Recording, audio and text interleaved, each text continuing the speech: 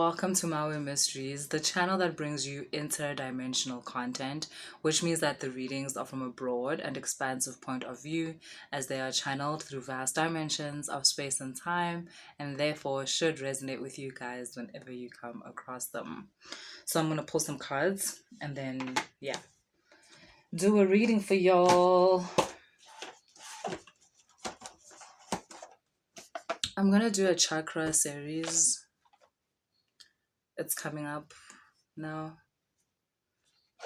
I once started a chakra series like in the beginning of the channel, like 3 years ago or whatever. Ngingaphelelwa amandla in between. I think I pretty much stopped after like the second one or something. But yeah, that's coming back now. Maybe I guess I understand more about it. I don't know. But yeah, I'm gonna do that. And then if you guys are also in the mood for zodiac readings, let me know. They're not my favorites. I don't hate them. They're just not my favorite. But if you guys are in the mood for that, I feel like it's end year. We can loosen up just a little bit. If you guys are in the mood for some zodiac readings, let me know. And I'll do that.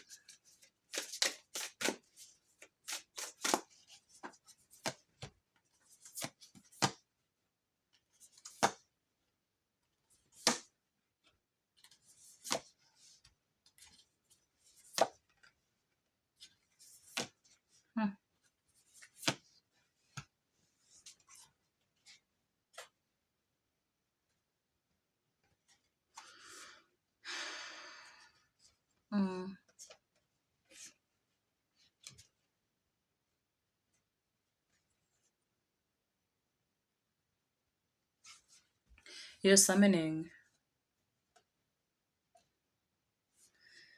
You are summoning, and you're not particularly summoning like an entity outside of yourself, or you're not exactly summoning.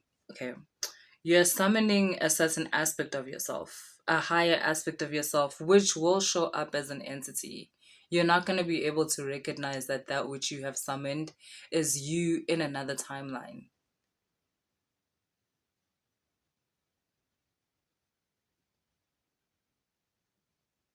Everything that you could ever be, that you could ever desire, already exists within a certain frequency. You connect to that frequency and you can connect to that version of yourself. Sometimes it's a really low vibrational version of you, but a certain emotion, maybe fear or sadness, has taken you into that frequency. And then you connect to a timeline where you're suffering, or there's a lot of loss in your life, or there's a lot of material damage, like things like that, right? It's because of you've connected to a certain frequency. How did you connect?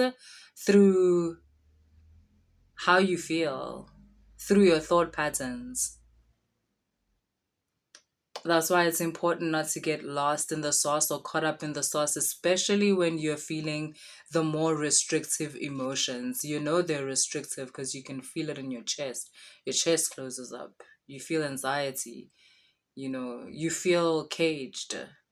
That's normally fear, sadness, regret, loss, jealousy, all those emotions that make you feel kind of trapped.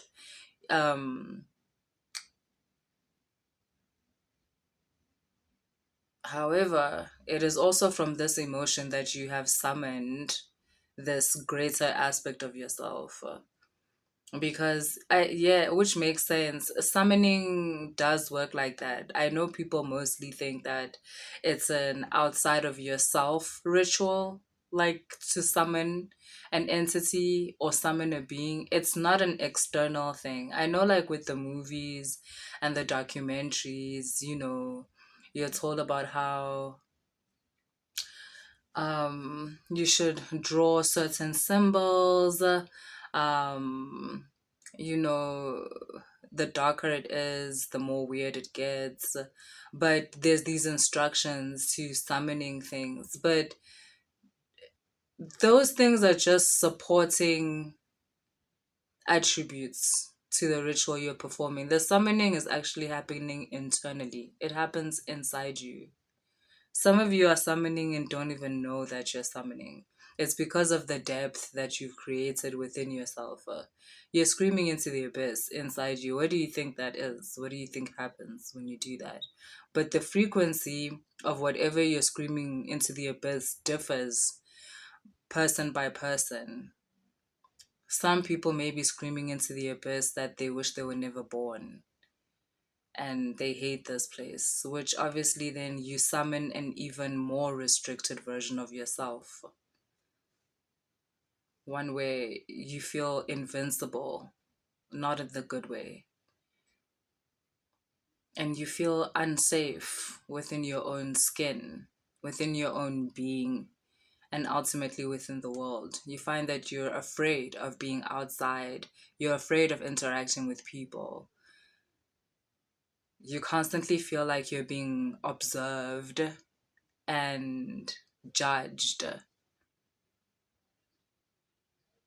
Whereas others, within the depth of whatever emotion you were feeling, whether it was heartbreak or sadness or gratitude, um, the frequency at which you were screaming into the abyss was more on some,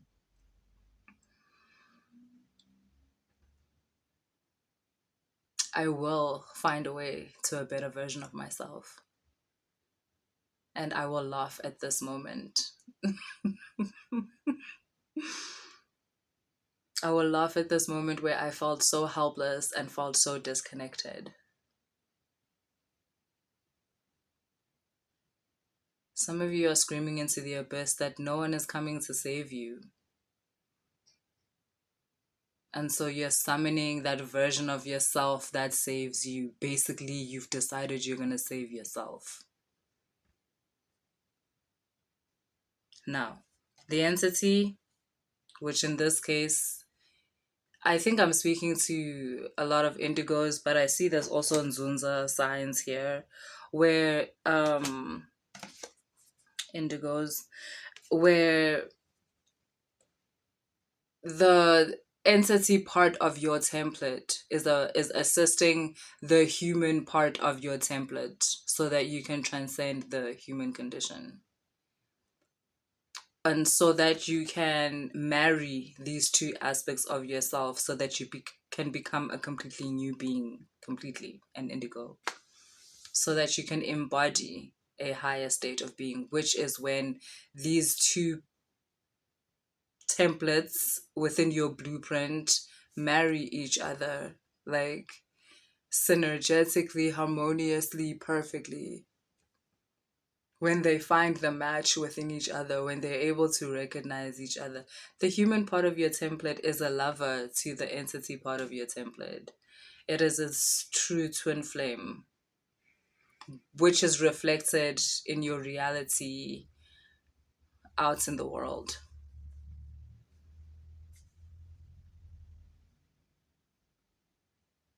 Tell me your life, and I can tell you the state of the relationship between the human aspect of you and the entity aspect of you. So, a lot of you are summoning that. A lot of you that for a long time felt that you've never explored an aspect of your blueprint that was outside of the known human template.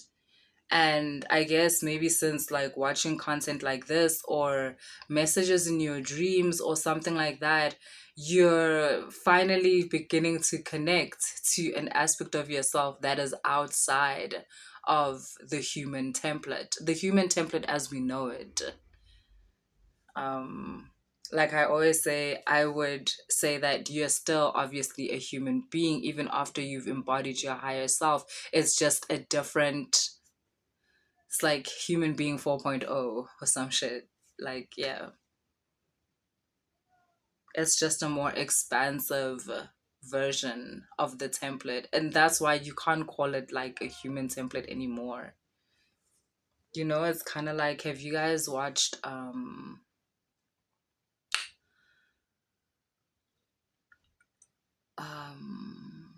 what's that movie? Okay, I can't remember. It's fine. Harriet, Harriet Tubman. You know when she like crossed over to the state that did not fuck with slavery, and that guy asked her like, "You've walked 1,000 miles to freedom. Would you like a new name?" So yeah, after all that embodying, I mean, you can never think of yourself as just human anymore because you realize that you're now a beautiful union of many templates, of many things. But the people I'm speaking to, yeah, you've just like arrived to that awareness that there's more to you than what has been reflected back to you through this limited reality. And within the depth of your emotions, again, it doesn't have to be just suffering, it can be gratitude. It could have been this deep love that you're feeling. It could have been sexual euphoria. But in that moment, you sent a message into the void. And you're receiving a reply. The reply is coming back as a certain aspect of you, a much higher, more balanced, more aware, more knowing, more full of flow version of yourself. Again, you're going to receive this, I'm getting, as an entity. So you're not going to recognize that it's you. It's the you've always wanted to be. I think also this version of yourself is so much more expansive that vele. It does not register currently to you as you. So it will register as another entity. For some of you, it will register as like the entities I call the mothers. So it's giving Isis, Queen Nandi, um, Yemaya, Nomkhubulwane. Yeah, it's giving that kind of vibe, like that mother and Pachamama. Yeah, it's giving that type of energy. Where you're basically coming to yourself. For some of you to offer comfort and a way forward, and to others of you to um for others of you to expand even further the feeling that you summoned through. So if you summoned through gratitude or through sexual euphoria or whatever it is, this aspect of yourself is coming to expand that even further. Yeah.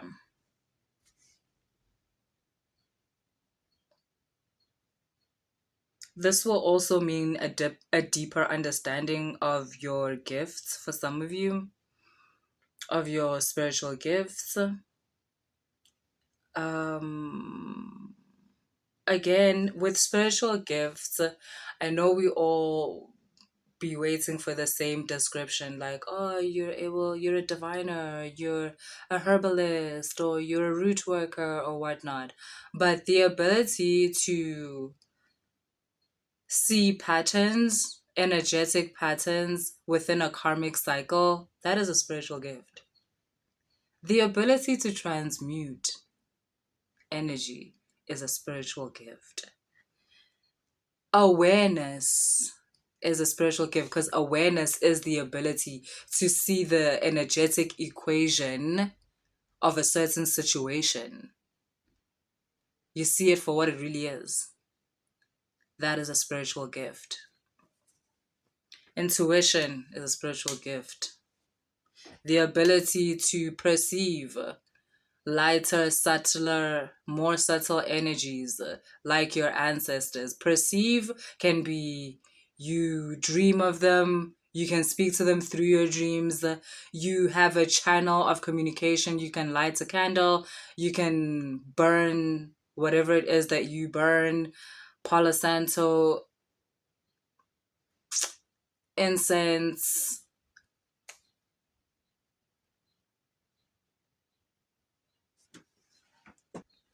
impepho, whatever it is that you burn that allows for a communication or communication to be open. You don't have to receive the answers today, but the fact that you're able to speak into that space and at some point receive an answer through your dreams, through conversations with other people, or through the thoughts that and emotions that you are having at that exact time that you are answering, that you're asking the question. Like, yeah, that is a spiritual gift. The ability to channel is a spiritual gift. So it varies as, yeah, so you're gonna find that that also gets deeper because obviously that also connects you to subtler realms, other realms that will help you get to the timeline that you're actually looking for.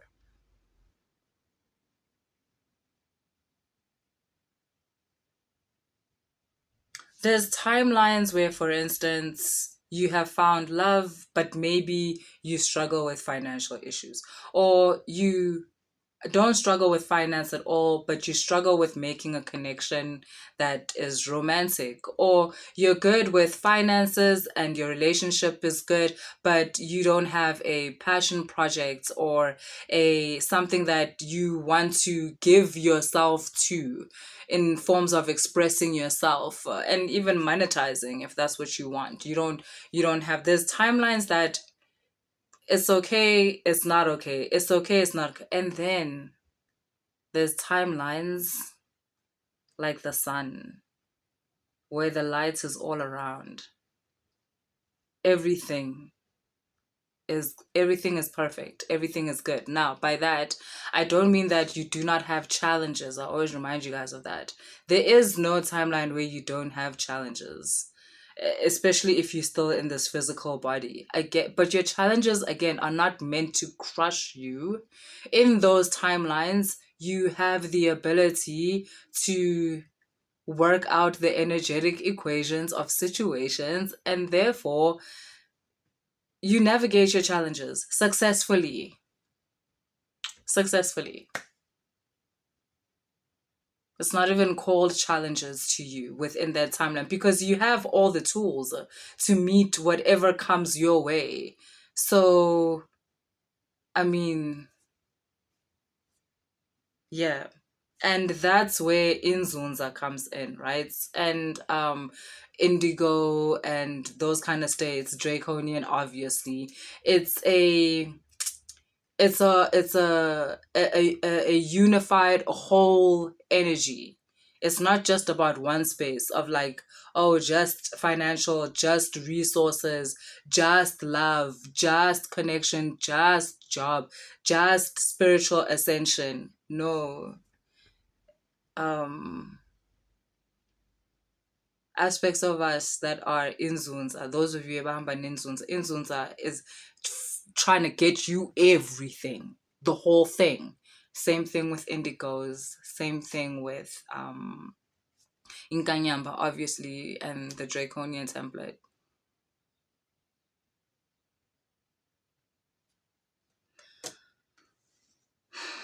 Some of you summoned through your fear, but again, it can go either way. Again, you can summon through fear and summon a fuck my life type of energy, but you can summon through fear and also summon a never again, or a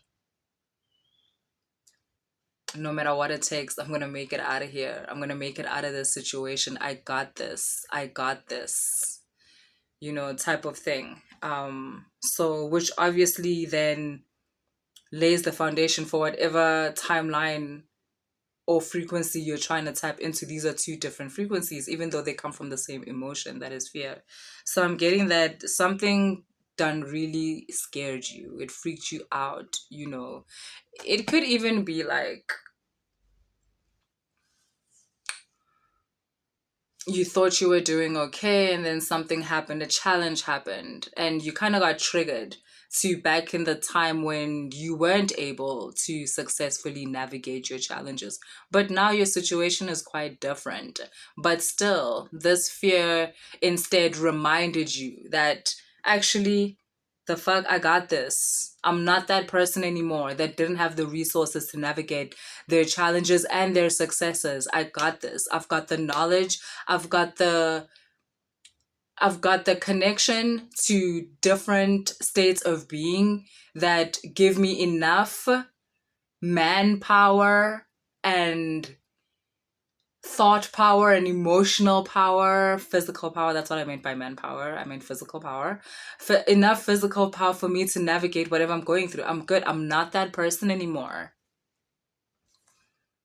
But even in doing that, even that whole conversation summoned an even another version of yourself. It's like, actually, yes, we've been waiting for you to see this. And so this version of you comes. Again, you're going to recognize it as an entity, a mother like entity. For some of you, it actually is infused with maybe a mother or a grandmother that has since passed away. Yeah.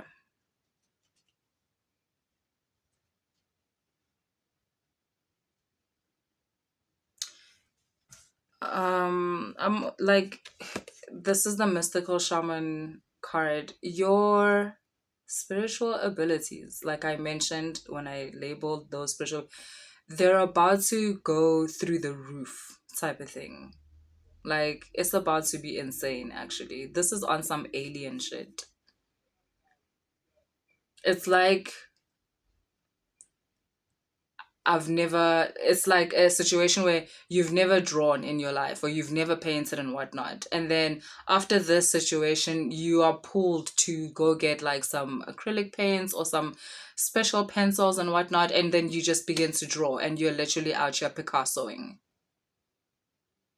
That's what this feels like. It feels like a template just goes online. So you didn't have there was no time to calibrate slowly where you're like, oh, I'm learning this, I'm learning. Meanwhile, you know how to do this. You are going to connect to the part of the Akashic records that doesn't fuck around. It doesn't need paperwork. It doesn't need you to say, wait, where did you get this? You need to give us your ancestors' templates so that we can prove that you have access to the spiritual power and no. This one, like, yeah. This one, yeah, is very frequency based. Your frequency, the frequency you are emitting, type of thing. So yeah, it's like today maybe you were an average diviner, like you are alright. Ha! Tomorrow, all of a sudden, yeah, a person's energetic equation just shows up to you as you're speaking to them. You're able to perceive the challenges they're going through without them mentioning it to you, or the whatever. You get what I mean? Or all of a sudden you're able to transmute in a way that you were not able to before. This summoning, this screaming into the abyss, into the void, it's activating a certain template. But and like I said, it's quick, doesn't require paperwork. It's quick, which will mean that you might have problems calibrating. Oh, that's also where the anxiety comes in. Okay, so you'll have a little anxiety. 3 days max. 3 days max. Go get some chamomile tea. Go get some eucalyptus.